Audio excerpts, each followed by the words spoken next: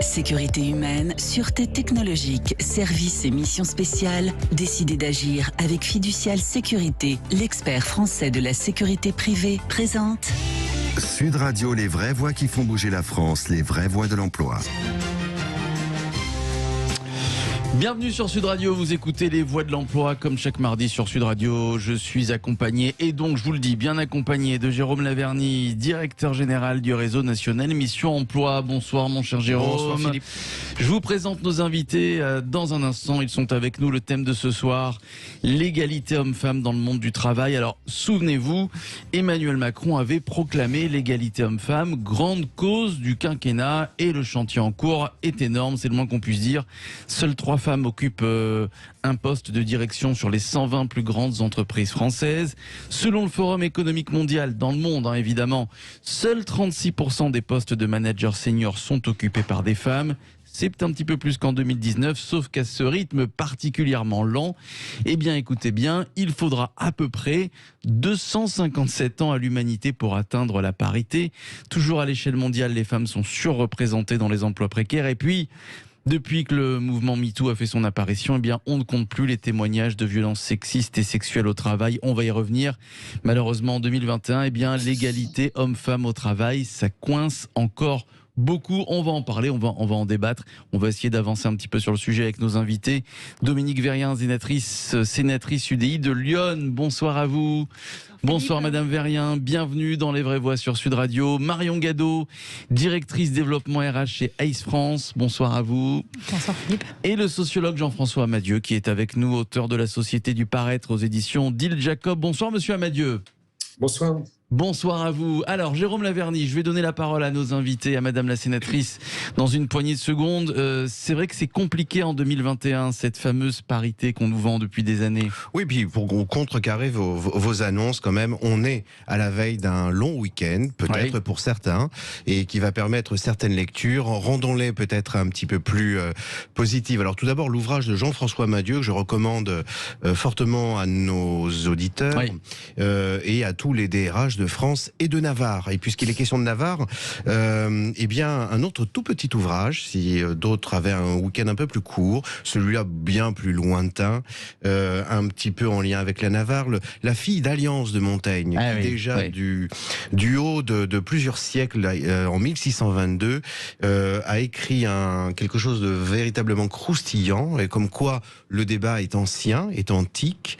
Marie de Gournay, c'est l'héritière, on va dire, de Montaigne. C'est elle qui a publié la dernière diffusion des essais. Bref, a dévoré ce week-end l'un et l'autre livre sur la cause qui nous réunit aujourd'hui. Alors, la parité, l'égalité homme-femme, égalité salariale, évidemment, on va revenir sur ça. Alors, vous avez raison, j'ai peut-être dressé un portrait très noir de cette égalité qui n'est pas encore là. Madame la sénatrice, est-ce que vous êtes optimiste puisqu'on a fait quand même des progrès Alors, on n'a pas fait autant de progrès qu'on pourrait croire. Oui. Donc, on a fait quelques progrès. Dominique Verrien, on a fait quelques progrès, mais souvent par la contrainte.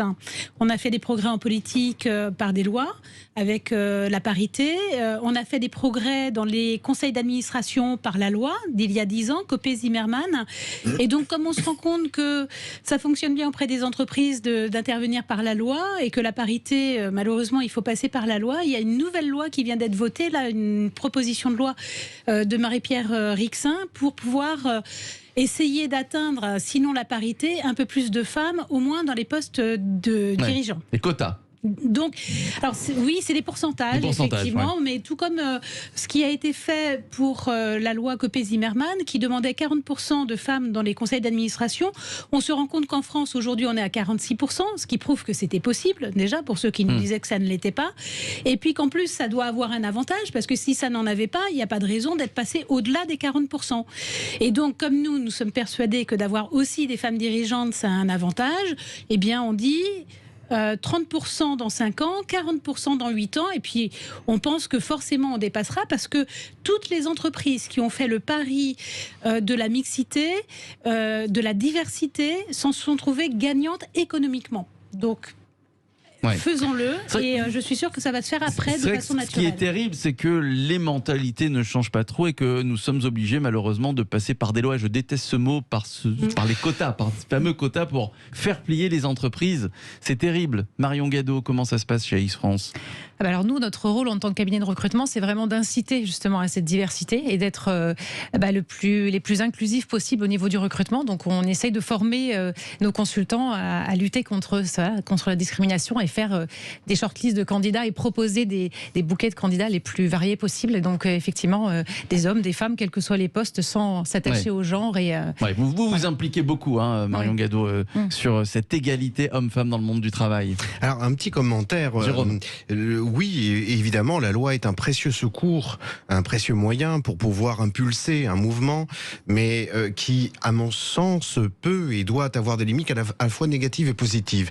Certes, on peut relancer la machine du point de vue de la composition d'un certain nombre de conseils d'administration, mais j'aurais envie de dire aussi que si certaines femmes y sont présentes aujourd'hui, c'est déjà et avant tout par les qualités qu'elles ont pu glaner, car en réalité, on voit aujourd'hui des filières universitaires qui sont majoritairement occupées par un public féminin et par voie de conséquence, qui nourrissent la composition de ces conseils d'administration. Donc oui, la loi, elle est importante.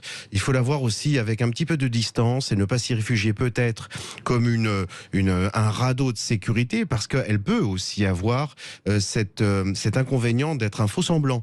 Il ne suffit pas, en termes de recrutement, de mettre un métier au féminin pour s'abriter derrière un combat pour l'égalité homme-femme. Alors là, pour le coup, technicien, technicienne, homme sage, ça ne va pas trop en contrepoint de sage-femme. Jean-François Amadieu, alors je rappelle votre livre. Je rappelle votre livre, Jean-François Amadieu, la société du paraître. Et c'est vrai que, alors, on parle d'égalité homme-femme, mais il y a aussi également beaucoup de discrimination liée à l'apparence, par exemple, et on le retrouve encore. On nous dit qu'on a fait beaucoup d'efforts là-dessus, mais moi, j'ai quelques anecdotes sur le sujet. Par exemple, les femmes et le congé maternité, voilà, des entretiens d'embauche à des femmes à qui on demande: ah bon, vous avez 32 ans, mais est-ce que vous avez prévu d'avoir des enfants? J'imagine que oui. Comment ça se passerait? On sent que c'est encore compliqué, hein, Jean-François Amadieu. Oui, tout à fait. C'est pour ça d'ailleurs que quand on dit que le problème principal, c'est l'égalité femmes-hommes, en fait, il ne faut pas oublier qu'il y a beaucoup d'inégalités qui sont très, très importantes et qui proviennent d'autres choses. Par exemple, les femmes en situation de surpoids ou d'obésité sont vraiment victimes de mise à l'écart et de discrimination tout à fait effarante. Et vous aviez raison de mentionner la situation familiale. D'ailleurs, l'INSEE a récemment donné des résultats. La situation des femmes qui sont dans des familles monoparentales, qui élèvent seules leurs enfants, est absolument dramatique. Donc ça, ce sont des points qui sont importants, donc au-delà simplement de la question de l'égalité homme-femme. Je dois dire aussi que quand on s'intéresse comme moi à tous les sujets de discrimination, quels qu'ils soient, je rappelle qu'il y en a plus de 25 en France, et du coup on est assez perplexe, pour tout dire, à l'égard de politiques qui ne ciblent qu'un groupe, même s'il est très important, en l'occurrence les femmes. Donc quand il y a une politique de quotas pour les postes de direction ou les conseils d'administration, évidemment le problème que ça pose, c'est que on met le focus sur un groupe, mais quid de l'ensemble des groupes? Et on ne va pas faire des quotas pour tous les groupes qui sont discriminés dans ce pays.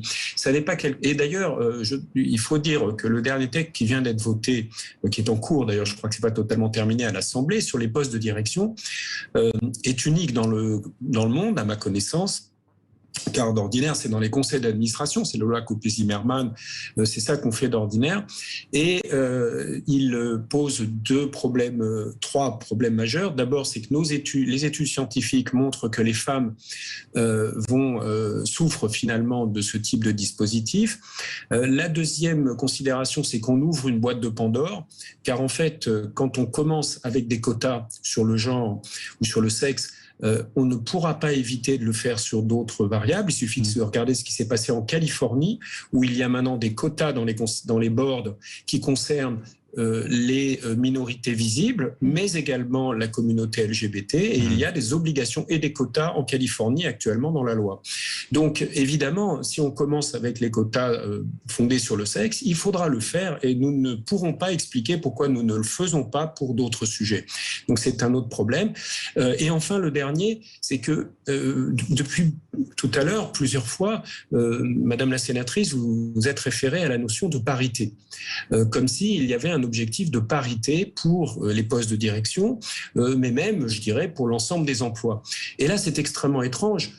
Car je ne vois pas pourquoi il faudrait qu'il y ait tout le temps cette parité. Je vais prendre un exemple.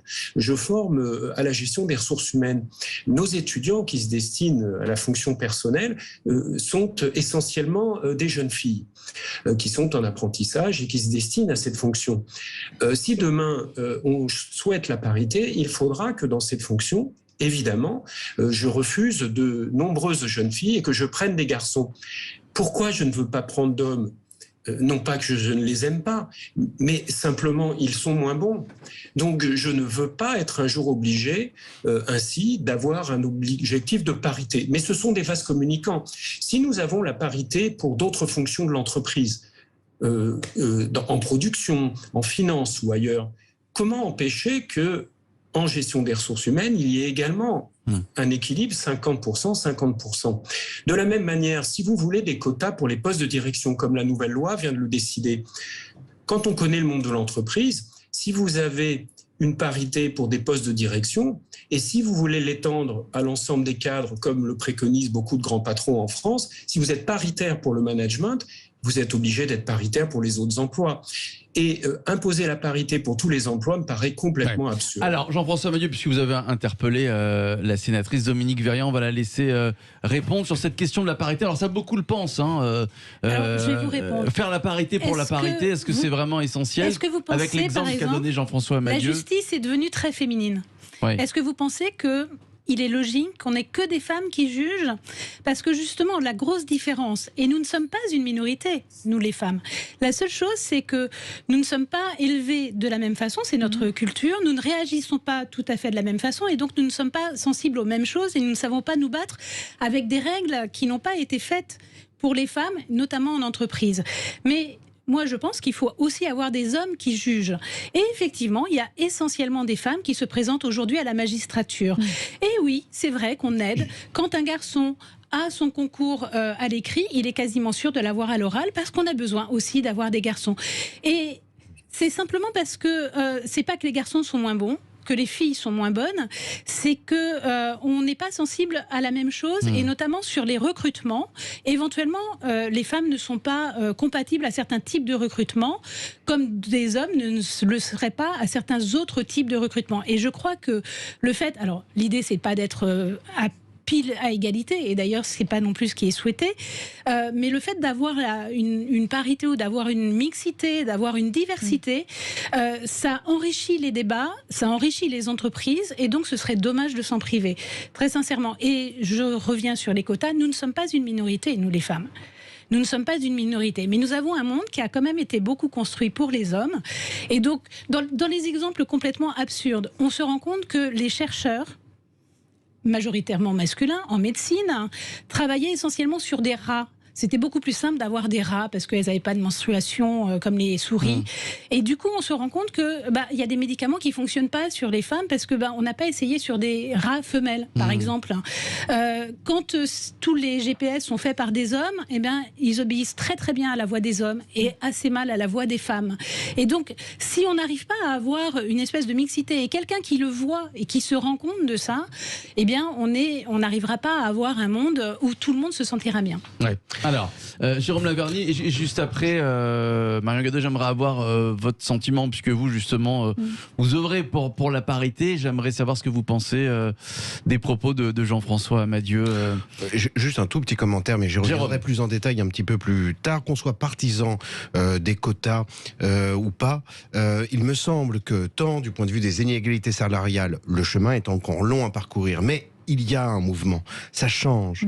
Du point de vue du nombre de personnes dans telle ou telle profession, il y a des choses à corriger, que ce soit par la loi, par des quotas ou pas, mais le mouvement est là, ça change.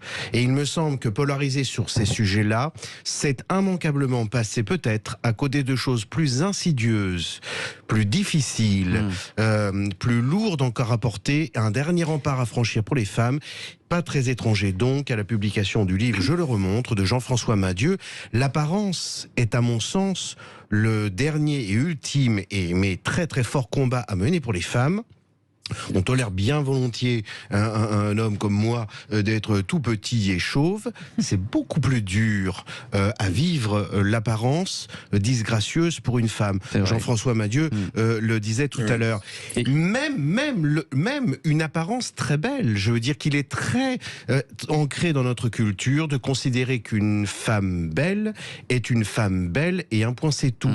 Et de privilégier déjà son intelligence, son brio, ses qualités morales. Marion Gadot, sur l'apparence physique, tiens, est-ce qu'il a raison, Jérôme Laverny? Est-ce qu'on... Des patrons, on va le dire comme ça. Malheureusement, oui. Je pense que nous... plus sur le physique d'une femme agréable que sur un homme. Oui, on parlera de la discrimination à l'âge aussi. Je pense que malheureusement, ça existe encore, mais qu'il faut lutter contre et justement mettre en avant les compétences, mettre en avant la personnalité, mettre en avant d'autres choses. Et nous, en tant que cabinet de recrutement, on essaye de lutter justement au quotidien contre ça. Je trouve que ce qui est intéressant dans les quotas, c'est de mesurer justement et de pouvoir prendre conscience de ce qui se passe dans les entreprises et après mettre en place des choses concrètement pour lutter contre. Et je trouve que ça, c'est intéressant dans la notion de quota. Après, oui, on essaye évidemment qu'on va avoir ce type de remarques. On a même aussi, et quand on le voit avec les clients pour lesquels on travaille, des clients qui vont nous demander spécifiquement... Sur l'âge, par exemple, on parle de la discrimination à l'âge. Est-ce qu'on... Certains patrons ne regardent pas l'âge d'un homme et regardent l'âge d'une femme, par exemple. Oui, ça c'est une réalité. Dans un cahier des charges, on va avoir des clients effectivement qui vont nous parler effectivement du sexe, de l'âge, etc. Après, c'est effectivement à nous de dire que ça n'est pas entendable et qu'on va leur présenter justement une shortlist de candidats qui soit... Allez, on va s'arrêter quelques instants. Les voix de l'emploi ce soir, consacrées autour de l'égalité homme-femme dans le monde du travail. Et on est encore loin du compte. Dominique Vérien, Marion Gadot, Jean-François Madieu, vous restez avec nous. Jérôme Laverny, vous ne bougez pas non plus. On poursuit le débat dans quelques minutes. À tout de suite. Sûreté humaine, sûreté technologique, services et missions spéciales. Décidez d'agir avec Fiducial Sécurité. L'expert français de la sécurité privée présente... Sud Radio, les vraies voix qui font bouger la France, les vraies voix de l'emploi. Vous écoutez les vraies voix de l'emploi sur Sud Radio. À mes côtés, Jérôme Laverny, directeur général du réseau national Mission Emploi. Les voix de l'emploi consacrées ce soir à l'égalité homme-femme dans le monde du travail. Emmanuel Macron qui avait proclamé cette égalité homme-femme grande cause du quinquennat. Où en est-on aujourd'hui? Eh bien, force est de constater qu'on en est quand même loin de la parité. On va poursuivre le débat. Nous sommes toujours en compagnie de Dominique Vérien, sénatrice UDI de Lyon, Marion Gadot, directrice développement RH chez ACE France, et puis Jean-François Madieu, sociologue, auteur de ce livre La société du paraître aux éditions Odile Jacob. Marion Gadot, Dominique Vérien, est-ce que vous avez quelques petites anecdotes à nous raconter? Petit témoignage peut-être autour d'une candidature, d'une réflexion que vous a fait un chef d'entreprise, Marion Gadot. Est-ce que c'est arrivé? Oui, alors, quand j'ai commencé effectivement ma carrière chez ACE, j'étais consultante dans le secteur de l'immobilier. Donc c'est un secteur qui effectivement au niveau des managers est essentiellement représenté par des hommes. Et une de mes plus grandes fiertés, ça a été effectivement de placer une femme sur un poste de responsable de la promotion, qui était une femme senior, donc plus de 50 ans. Et j'ai eu beaucoup de mal à faire aboutir ce recrutement. Et ça a été une grande réussite. Et je me souviens d'avoir échangé de nombreuses années après avec le directeur général qui avait fait ce recrutement et qui m'a dit merci parce qu'en fait ça m'a ouvert aussi les yeux et ça a apporté autre chose à l'entreprise qui était un univers, parce qu'en promotion immobilière c'est un univers qui est encore assez masculin, c'est peut-être un peu plus équitable que dans l'immobilier, dans le BTP, mais oui, c'était une vraie fierté parce que j'ai eu le sentiment d'avoir vraiment rempli ma mission de recruteur et d'avoir lutté contre ces discriminations. Alors, rappelez que dans d'autres pays comme les États-Unis, au contraire, les seniors, c'est un atout qu'ils privilégient l'expérience. Malheureusement, en France, c'est pas la même musique. Dominique Verrien. Alors, un exemple en entreprise aussi, une entreprise dans laquelle je rentre, là, pour le coup, en tant que cadre, donc je suis femme ingénieure, et je me suis rendu compte, en rentrant dans cette entreprise, qu'en fait, les seules femmes qui étaient déjà présentes étaient secrétaires, mais à aucun poste technique, ni dessin, ni architecte, ni ingénieur, il n'y avait de femmes. Et donc, j'ai veillé à faire ce que vous faites tous les jours, c'est-à-dire que lorsqu'on avait à recruter, à regarder les CV et à faire un premier tri en présentant systématiquement des hommes et des femmes. Après, ils choisissaient évidemment le candidat le plus compétent. Et ça a permis de faire rentrer une femme au bureau de dessin, ce qui a changé totalement l'ambiance du bureau de dessin. C'était il y a plus de 10 ans, elle y est encore, et tout le monde est ravi. Et ensuite, des architectes femmes sont rentrés. Et donc, on se rend compte que, en fait, l'entreprise ne voyait pas qu'il y avait un déficit et qu'il n'y avait pas de femmes du tout côté technique. Et c'est une autre ambiance. Et puisque je fais un peu de politique, quand on monte une liste au niveau des municipales, et je dis bien monter une liste, les candidats hommes viennent assez naturellement à vous pour dire qu'ils sont intéressés. Les femmes, on doit aller les chercher. Quand on va les chercher, évidemment, on les a choisis parce qu'elles ont une compétence. Et la première chose qu'elles disent, oh, mais tu crois que je vais savoir faire ça ? Moi non, bien sûr, c'est pour ça que je suis venue d'ailleurs. Et donc, c'est pour ça que on ne recrute pas de la même façon un homme, une femme. Et en entreprise, on ne peut pas traiter de la même façon un homme, une femme. Et c'est vrai qu'il faut lutter. Et c'est dès l'école qu'il faut lutter contre cette éducation qui fait que quand on est une femme, on croit qu'on ne va pas pouvoir. Alors que si on vient nous chercher, c'est que et forcément... puis alors, Jérôme Laverny, et je poserai la question au sociologue Jean-François Madieu qui est avec nous. C'est vrai que si on peut faire un petit peu de psychologie, vous venez tout de ce livre, les hommes viennent de Mars, les femmes de Vénus, mais c'est prouvé scientifiquement. Les femmes et les hommes ne sont pas faits pareil, ne fonctionnent pas pareil. On ne s'adresse pas en tant que manager à un homme comme on s'adresse à une femme. Jérôme. Oui, certes, mais les philosophes ne manquent pas, et Montaigne en fait partie, qui érige en vertu cardinale la capacité de doute, comme une preuve d'intelligence, comme il faisait référence Dominique Verrien. Donc c'est sans doute alors ne faisons pas de supériorité quelconque, justement, Marie de Gournay s'y oppose. Je parlais de choses plus insidieuses, et avant de céder la parole à Marion Gadeau, peut-être, qui va nous raconter un petit peu comment c'est géré dans le cabinet Hayes, mais c'est vrai que parfois il y a des choses, encore une fois, plus insidieuses. Les pouvoirs publics ne peuvent pas tout. Il y a des entreprises qui elles-mêmes sont responsables, qui font bien volontiers, bien promptement, des belles fondations érigées à la cause des femmes, mais qui, dans la pratique quotidienne, notamment des horaires de travail, eh bien, laissent s'installer une culture selon laquelle, eh bien, pas de salut si on part avant 19h. Oui, mais là, le tribut, et le lourd tribut, qui le paye, ce sont les femmes. Alors là, il y aurait une réflexion un petit peu plus fine que de créer des fondations qui sont de beaux spectacles, mais un peu vides parfois. Mais je cède la parole à Marion Gadeau. Alors sur ce sujet effectivement des horaires, oui. Alors nous on est un cabinet anglo-saxon, donc c'est vrai que on a tendance à nous pousser à se refaire la sortie à 18h. Donc on est très respectueux de ça et de cet équilibre vie privée vie professionnelle. Et je pense qu'il y a un sujet sur lequel il faut qu'on continue à travailler, sur lequel on travaille aujourd'hui chez Hayes, c'est la parentalité et c'est l'accompagnement justement des mères dans leur carrière professionnelle, c'est-à-dire de leur permettre de concilier la vie personnelle et la vie professionnelle. En ne faisant pas de réunion à 17h le soir, en étant flexible, en permettant le télétravail, en étant flexible sur les horaires du matin et du soir, en permettant...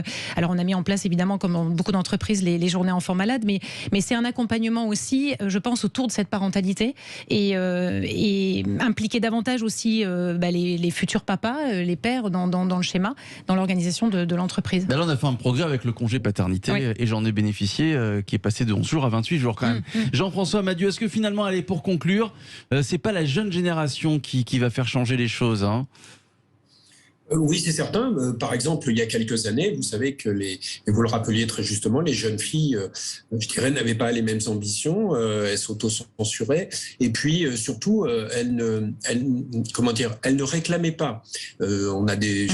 J'ai moi-même fait faire des sondages sur le sujet, et puis on sait, ça avait été étudié que, au fond, quand elles étaient moins bien rémunérées, ce qui, toute chose égale par ailleurs, est vrai, eh bien, elles s'en satisfaisaient. ce qui est assez frappant. On a des études en France qui l'ont établi il n'y a encore pas très longtemps. Et c'est vrai que ça a beaucoup changé.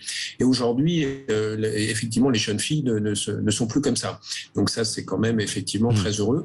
Et c'est vrai que je rejoins tout à fait ce qui a été dit sur les politiques qui sont mises en place dans les entreprises pour favoriser ce qu'on appelle la conciliation vie privée et vie professionnelle, et puis remédier à ce qui est quand même le grand constat, qui est que malheureusement, les carrières des femmes sont ralenties statistiquement et leur salaire par les enfants et le fait d'être marié. Et pour les hommes, c'est l'inverse. Pour un homme, être marié avec des enfants est une excellente chose, et pour une femme, pardon de l'expression, une catastrophe professionnelle. Ouais. Et ça change, mais effectivement, à coup de dispositifs légaux, des politiques des entreprises, et c'est ça, effectivement, c'est effectivement nécessaire. Ouais. Vous êtes optimiste, Jean-François Mathieu, ce sera le mot de la fin pour la suite. Marion Gadeau et Dominique Verrien. Oui, sachant, et je crois que Jérôme Laverny le disait très bien, que ce qui est devant nous maintenant, c'est d'être très vigilant sur l'introduction des nouvelles technologies, des algorithmes et de l'intelligence artificielle dans nos process, par exemple dans le recrutement. Et nous savons déjà que, par exemple, les femmes ont pu en être victimes. On se souvient d'affaires retentissantes, mais pas seulement les femmes. Et que, comme le disait Jérôme, via, par exemple, les questions d'apparence physique, de situation familiale, etc., on s'aperçoit que malheureusement, les ordinateurs, ces fameux algorithmes, ne sont pas en train de faire un bon travail, et il faut être très vigilant. Les Américains le sont beaucoup, et nous devons être très très vigilants sur les nouvelles techniques. Donc c'est pour ça optimiste, mais dans un premier temps, il va falloir être vigilant. Merci Jean-François Mathieu, sociologue. Votre livre, La société du paraître, voilà, aux éditions Odile Jacob. Merci à vous Dominique Verrien, sénatrice UDI de Lyon. Merci Marion Gadeau, directrice développement RH chez ACE France. Merci mille fois Jérôme Laverny, directeur général du réseau national Mission Emploi. Restez avec nous, puisque dans quelques minutes, nous allons suivre ensemble en direct l'allocution d'Emmanuel Macron, et puis juste après, nous commenterons, nous analyserons les annonces du chef de l'État avec nos invités et le docteur en psychologie Jean Dorido qui nous rejoint dans quelques minutes. À tout de suite.